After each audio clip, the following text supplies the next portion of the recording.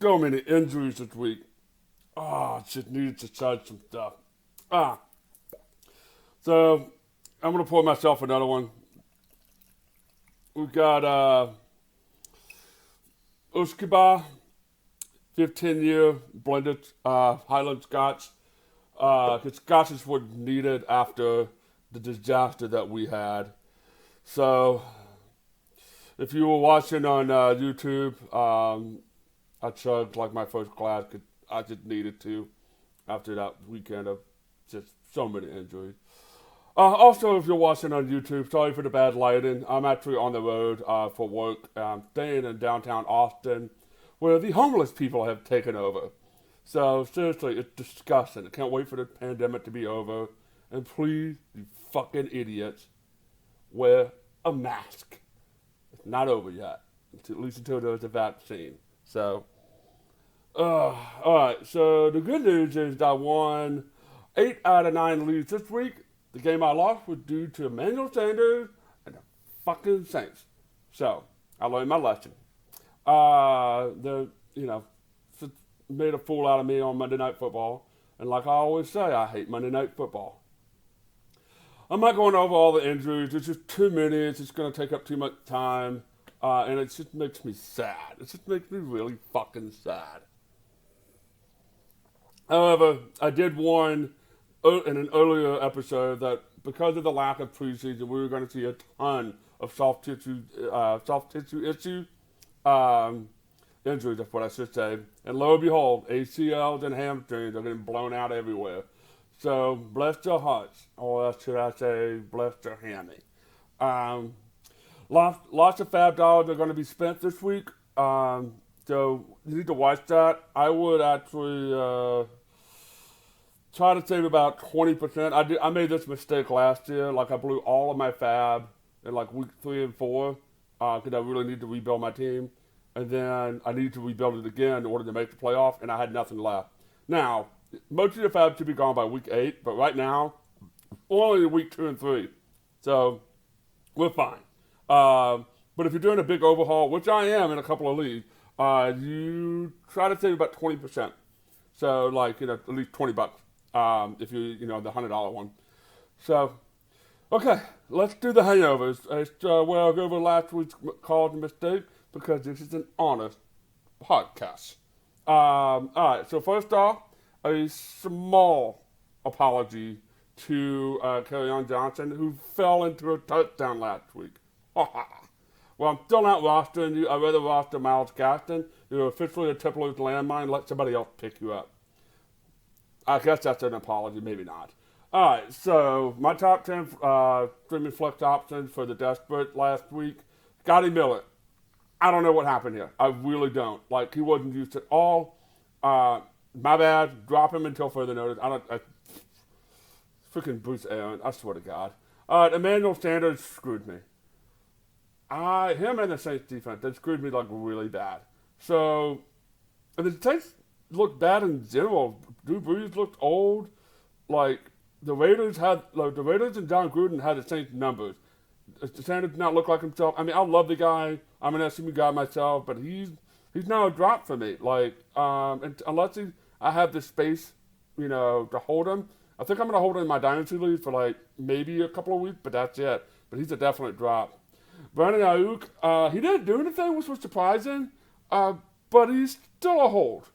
Like, it was a bad call on me to stream him. I really thought he would get more work, but I'm gonna give him one more week before moving on.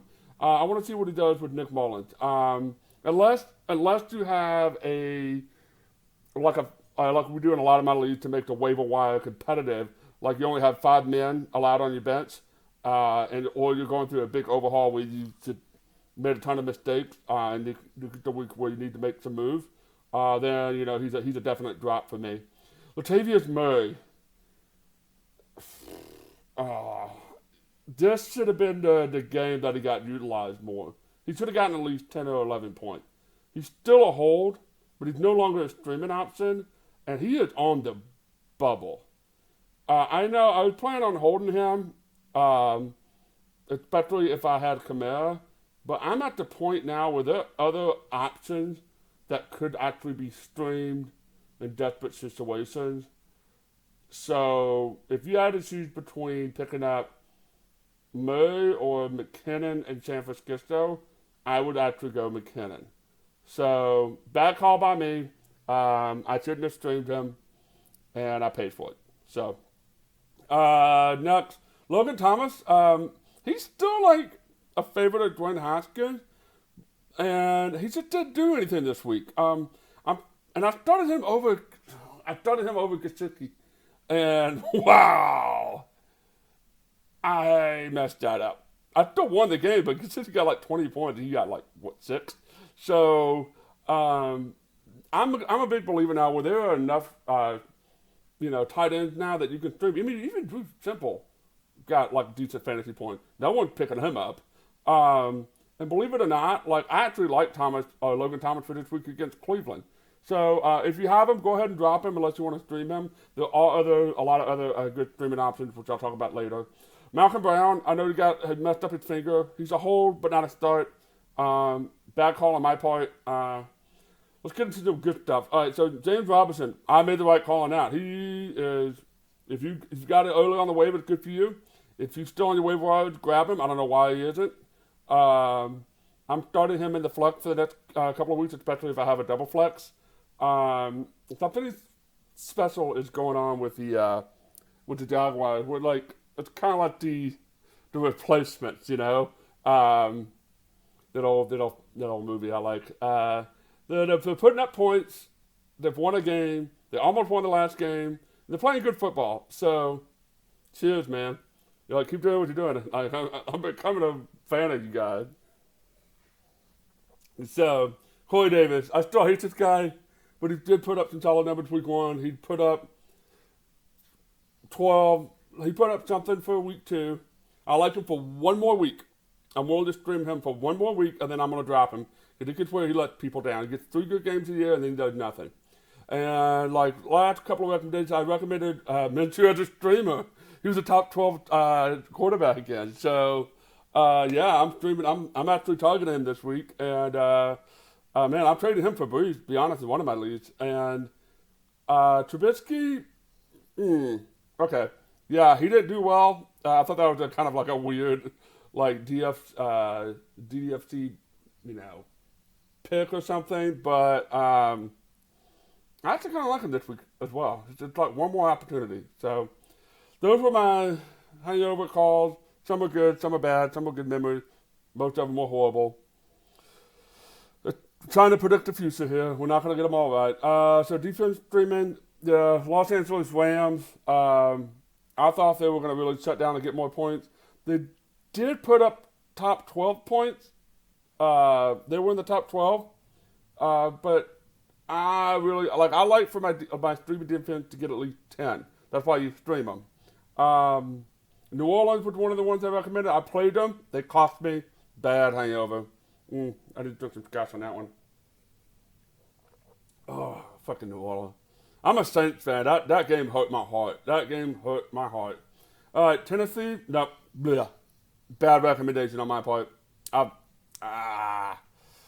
God I started Johnny Smith because Tennessee defense didn't do anything. I'm surprised they didn't get negative like some of the other teams did. Kansas City. I told you they were on the waiver wire to grab them. My bad. Whoa. That game was a lot closer than it should have been. So, Kansas City defense, you are off my recommendations until you prove otherwise.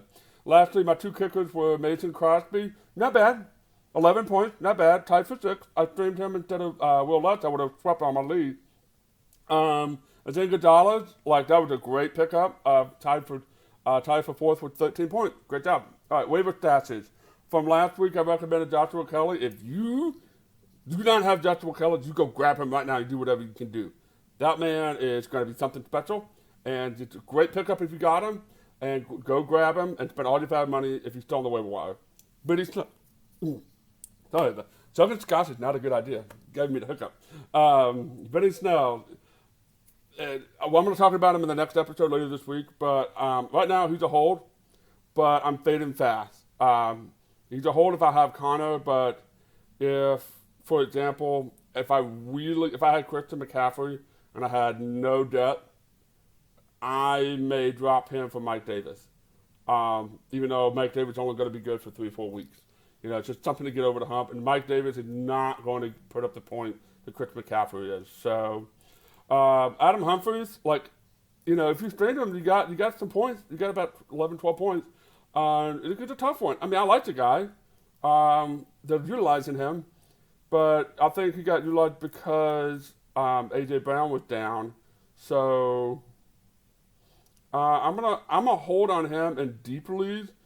But with injuries, I am swapping him out for people like Keenan Cole, who getting a lot of work and has a connection with Gardner Minshew, and that offense is putting up a lot of points. So last on the stream league with Traquan Smith, I told him to go ahead and grab him, and he freaking did all the work, and Emmanuel Sanders didn't.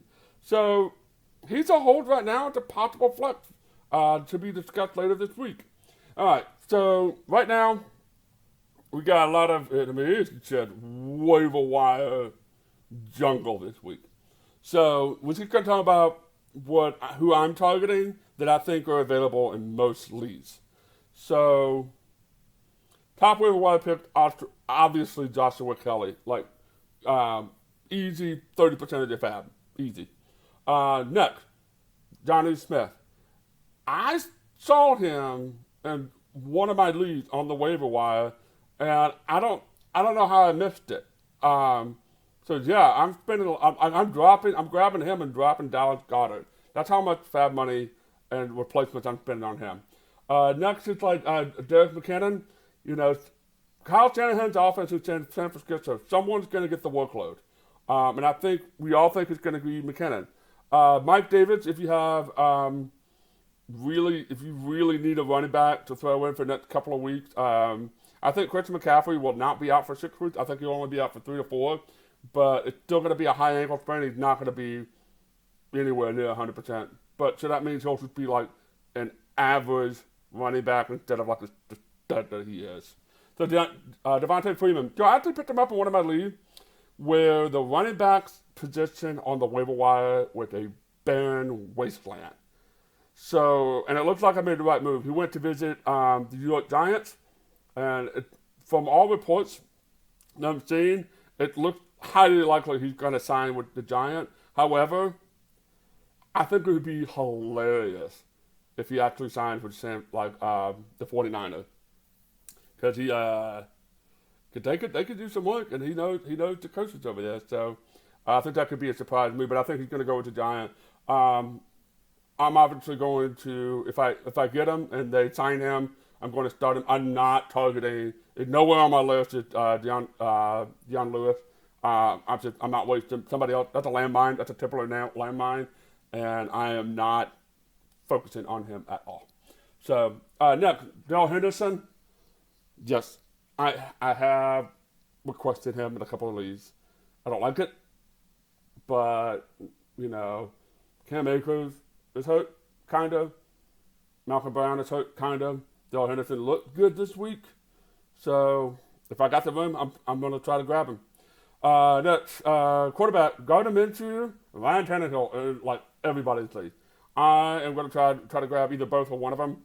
And I'm so, you guys don't know, I'm so upset with Drew Brees because I accidentally drafted him in the 6th round, and I shouldn't have. I ran out of time and just grabbed him. And, I'm abandoning him like the crabs I got a couple of years ago. Yeah, anyway, deeper league grabs. Adam Humphries, if he's on your waiver wire and you have room, you can grab him, see what they did with him. If you're having tight end problem, and Dalton Schultz with the Dallas Cowboys, I mean, he's getting the target share that Blake Darwin should have gotten. And I don't mind dashing him as a tight end too. Jordan Reed at the 49ers. Sorry, I blanked out there for a second. Feels weird to actually recommend him, but as long as George Kittle's out, I mean, he's getting the touchdown looks, and until he gets hurt too, I guess we can throw him out there. Deeply grab Jeff Wilson. who is notorious for stealing TDs. That's what Jeff Wilson is known for. I'm actually targeting him in not my dynasty league, but like one of the super. It's like 5,000 people in a mega tournament. And you have a very, very, very, very deep bench, and he's on the waiver wire, and I'm targeting him. Mo Ali Cox. When I say deep, and it could for deeper leagues only, because it could be like kind of a one-off game, but he looks great, and that is a big, big man. That is a gigantic man of a football player. I hope she's had lots of children to give us more football players. He's at the bottom of my waiver list, but I am targeting him. I think some people are going to overreach for him, and I'm still worried that this could be like kind of a one-off game where he blows up and then does nothing for the rest of the season. And then last, if you're having tight end problems, Jordan Atkins, dude, he's on. I don't have him on Washington only in my team, but he's putting up points, and he's on all of my watch lists. So if you're look at what I'm talking about. If you're streaming tight end, Jordan Atkins is a weekly streamer for tight end. So, all right, what else we got? Dumpster fire, dump, aka the runs. So, Chris Herndon, I'm done with you. I'm done with all Jets. If Le'Veon Bell was on the waiver wire, I wouldn't even pick him up. That's how much I hate fucking Adam Gates. Adam Gates needs to be fired. So I'm dropping Chris Herndon. I'm even dropping him in my dynasty league. I don't care. Like, if Adam Gates gets fired this year, in the middle of the year, maybe I'll look at him. Maybe. But he's gone. I'm done with you. And the fact that I have to recommend you like in pre-draft makes me look like a fool. So thanks, Chris Herndon. Still a talented football player, and I love you to death. But moving on, Anthony Miller looks so bad. So bad. He had some really cool opportunity, and he got nothing.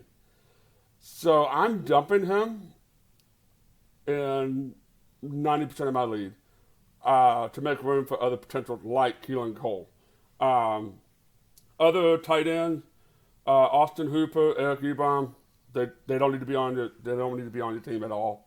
Now,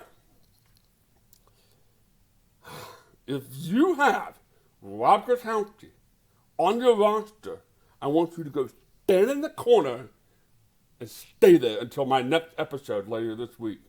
I don't understand why people still like. He had one point. Like, he is not even the number one tight end on a team that doesn't use or like their tight end. Come on. It's like you don't even want to win this year. Anyways. All right, well, that's all the rant I got today. Just drinking too much scotch and trying to figure out how I'm going.